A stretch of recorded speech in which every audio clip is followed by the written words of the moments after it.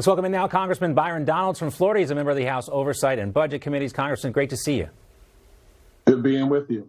All right, so, Democrats and the legacy media, and you saw probably Cory Booker lavishing so much approval on Judge Brown Jackson.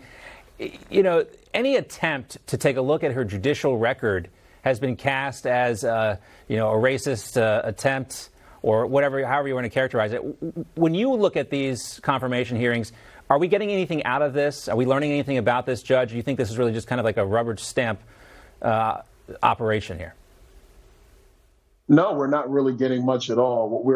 The only thing we're really getting is we're seeing Judge Brown Jackson, her ability to answer questions and even get away from some of the key points of the question.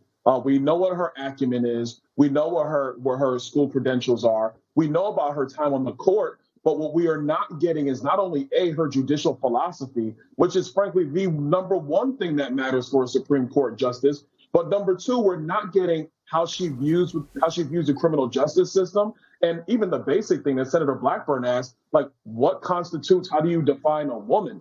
Because these cultural issues are moving through the court. And if you have somebody who sits on the Supreme Court who literally cannot tell you that a woman is somebody who has an X chromosome, how are they going to rule when it comes to these matters going in front of the highest court in the land? These are serious questions. I understand the frustrations from the Republicans. And for the Democrats, this is the same party that went into yearbooks for Judge Kavanaugh, that questioned Judge Barrett's religion relentlessly. They have no problem attacking Republican nominees. We don't need to remember Clarence Thomas's confirmation or Robert Bork or Miguel Estrada. They have done this time and time again, but now they want to play with kid gloves.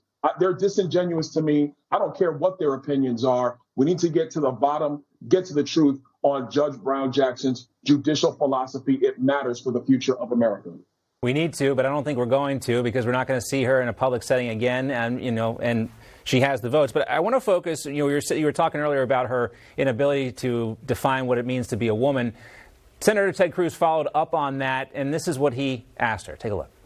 If I decide right now that I'm a woman, then apparently I'm a woman. Does that mean that I would have Article 3 standing to challenge a gender-based restriction? Senator, to the extent that you are asking me about who has the ability to bring lawsuits based on gender, those kinds of issues are working their way through the courts, and I'm not able to comment on them. Yeah, and so that was her answer, the one you referenced there. That doesn't make anyone feel better about this, and it's precisely why we want to know the answer and how she comes down on this. No, I totally agree. It doesn't help me feel better. And let's be very clear. She is looking forward to get seated on the Supreme Court. So she can answer this question. If she was going to be an active judge in the appellate system, she might go back depending on what happens in the Senate over the next couple of weeks. But I doubt it.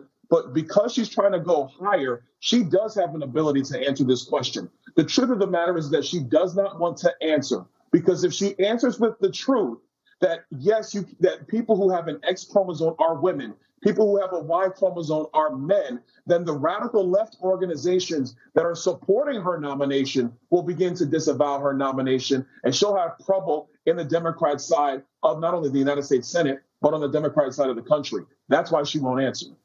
Let's talk about the president. He, of course, is in Brussels now. The American public, though, does not seem to be rallying behind the president or the flag. It's typically the case when you see a major military conflict like what's happening in Ukraine. There's a new NORC AP poll out that shows the president's approval number just at 43%, even lower when you take a look at specific issues like the economy and foreign policy, even lower when you look at his ability to manage the military in this country. So as we look at the prospect of dealing with both Vladimir Putin and President Xi, not a lot of confidence, Congressman, in President Biden's ability to do that.